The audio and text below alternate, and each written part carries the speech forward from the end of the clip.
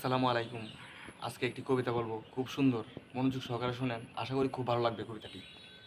যারা কাফের, মুশরিক, বেঈমান, মুরতাদ, নাদান, মুনাফিক, নাস্তিক, এদের মতামত হচ্ছে আমার সামনে যা পাই তা হাতে নিয়ে নিই, পরের চিন্তা পরে করব, পরেটা পরে ভাবা যাব। কবিতাটি হচ্ছে,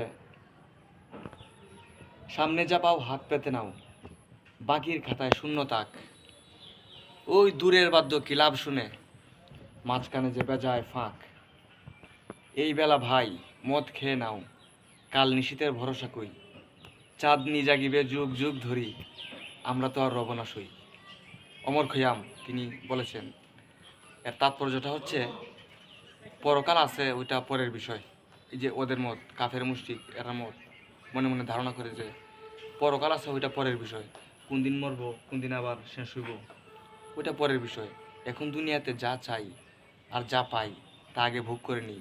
সামনে মদ পাইতাছি, মদ খেয়ে নিই, জিনা করতাছি, জিনা করে নিই, চুরি করতাছি, চুরি করে নিই।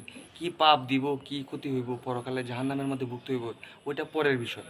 তার কাফের, মুশরিক, বেঈমান এরা এই মতের অনুসারী। এখন এই মতের মধ্যে আমাদের এই বাংলাদেশে চলমান কিছু কিছু মানুষ আছে, আপনি নিজেই বুঝতে পারবেন কোন মানুষগুলো কোন মতের অনুসারী। আজকে এই পর্যন্তই বললাম। আশা করি সকলেই ভালো থাকবেন, অন্য সময় কথা হবে।